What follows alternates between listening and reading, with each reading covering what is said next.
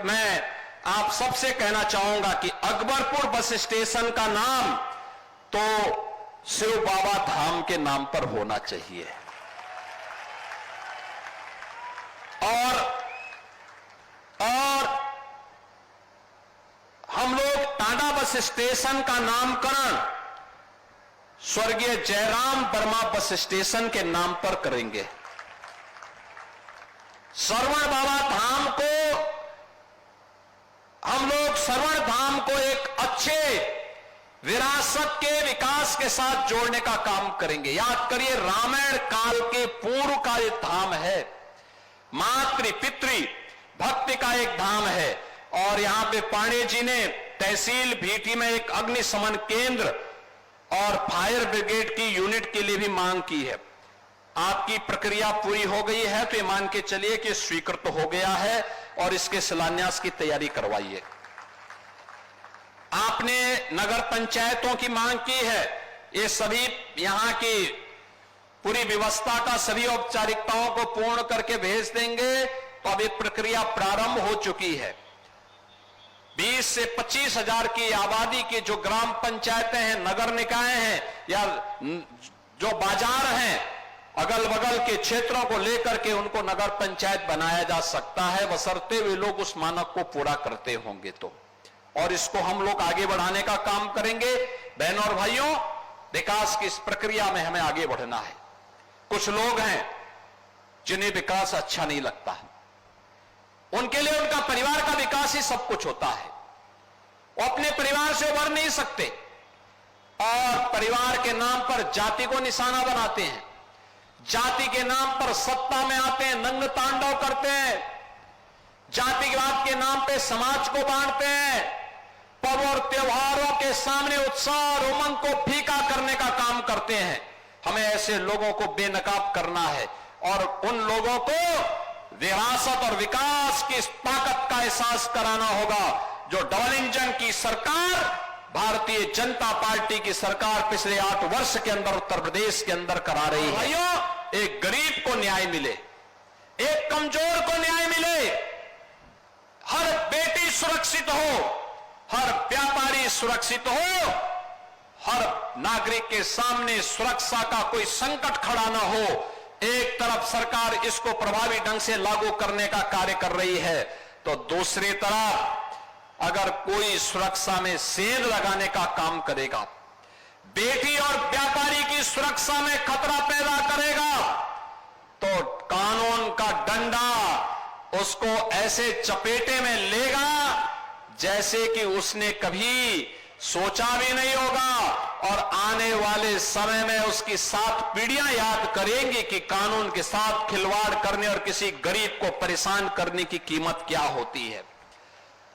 आज उसी का परिणाम है, अपराध और अपराधियों के प्रति जीरो टॉलरेंस की सरकार की नीति का परिणाम है कि बहनों और भाइयों, पिछले 8 वर्ष में उत्तर प्रदेश के अंदर दंगा मुक्त उत्तर प्रदेश हुआ है। ये उत्तर प्रदेश दंगा मुक्त हुआ है, उत्तर प्रदेश अपराध मुक्त हुआ है, उत्तर प्रदेश विकास की एक नई ऊंचाई को प्राप्त कर रहा है।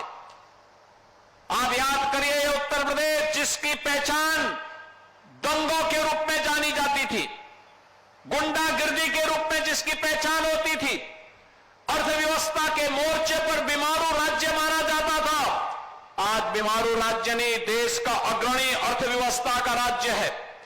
भारत का अग्रणी अर्थव्यवस्था के साथ साथ भारत के ग्रोथ इंजन के रूप में उत्तर प्रदेश ने अपनी एक पहचान बनाई है। आज उत्तर प्रदेश के नौजवान के सामने पहचान का संकट नहीं है, क्योंकि उत्तर प्रदेश अब बड़ी बड़ी विकास की योजनाओं को लेकर के कार्य कर रहा है। आपने देखा होगा, कल ही केंद्रीय गृह मंत्री माननीय अमित शाह जी के हाथों से हम लोगों ने लखनऊ में उत्तर प्रदेश के 60,244 युवाओं को उत्तर प्रदेश पुलिस बल का हिस्सा बनाकर के नियुक्ति पत्र देने का काम भी किया है।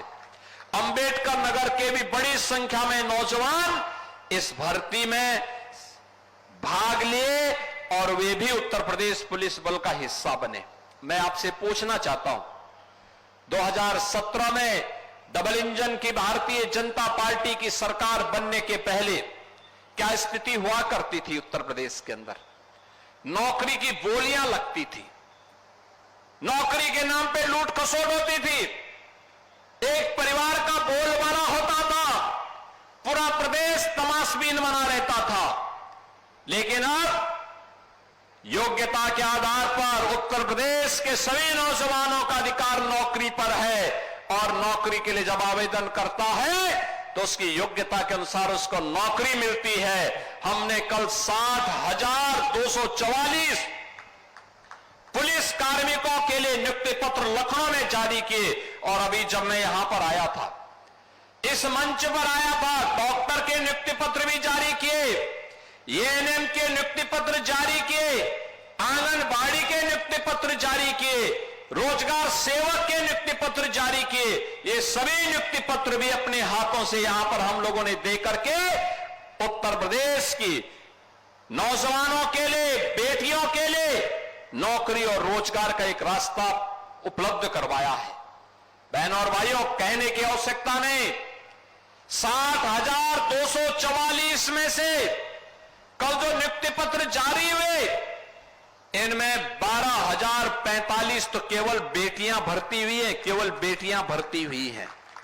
आप अनुमान करिए 2017 के पहले क्या यह संभव था? नहीं। आज हम एक नए भारत में रह रहे हैं। प्रधानमंत्री मोदी जी के नेतृत्व में नया भारत विकास भी करता है तो विरासत पर गौरव की अनुभूति भी करता है। मुख्यमंत्री कृषक दुर्घटना बीमा योजना के अंतर्गत आप सोचिए कि अभी हम लोगों ने इस वर्ष 11,690 परिवारों के लिए धनराशि दी है और अभी तो पूरा वर्ष है बाकी, यानी पैसे की कमी नहीं। इस व्यवस्था में इससे पहले केवल किसान आता था, बटाईदार नहीं आता था, किसान के परिवार के सदस्य नहीं आते थे। लेकिन हमारी सरकार ने कहा नहीं, हम किसान को भी देंगे, बटाईदार को भी देंगे, कृषि श्रमिक को भी देंगे और अन्नदाता किसान का परिवार का भी कोई व्यक्ति किसी अग्निकांड का, किसी आंधी तूफान का, किसी आकाशीय बिजली का, किसी बाढ़ का या किसी भी आपदा का शिकार हो जाता है तो सरकार 5 लाख रुपए की मुख्यमंत्री कृषक दुर्घटना बीमा में उस परिवार को आच्छादित करेगा और आज यह 11,690 परिवारों के लिए यह धनराशि आज जारी हो रही है। बहनों और भाइयों, इस योजना के अंतर्गत हम लोगों ने पहले इस योजना में 500 करोड़ 2020-21 में जारी किया था। उसके माध्यम से 11,275 लाभार्थियों को इसका लाभ मिला था। 21-22 में 600 करोड़ रुपए दिए, तब 13,645 लाभार्थी इस योजना से लाभान्वित हुए। 2022-23 में 650 रुपए की धनराशि दी गई। उसके कारण 15,231 लाभार्थी लाभान्वित हुए। 23-24 में 950 करोड़ रुपए से 23,821 लाभार्थी, 24-25 में 1,000 करोड़ रुपए हम लोगों ने उपलब्ध करवाए, जिसके माध्यम से 25,575 लाभार्थियों को इस योजना से सहायता प्राप्त हुई है। और 2025-26 के लिए भी हम लोगों ने 1,050 करोड़ रुपए की व्यवस्था की है कि अन्नदाता किसान के ऊपर कोई संकट नहीं आने देंगे और उन सभी योजनाओं का लाभ हर तहसील में आज इस योजना का लाभ हमारे अन्नदाता किसानों को हमारे मंत्रीगण, सांसदगण, विधायकगण हर तहसील में सुविधा का लाभ दे रहे हैं और 431 लोगों के माध्यम से प्रदेश भर के इन 11,690 लाभार्थियों को इन योजनाओं से जोड़ने के लिए आज मैं स्वयं आपके बीच यहां पर आया हूं।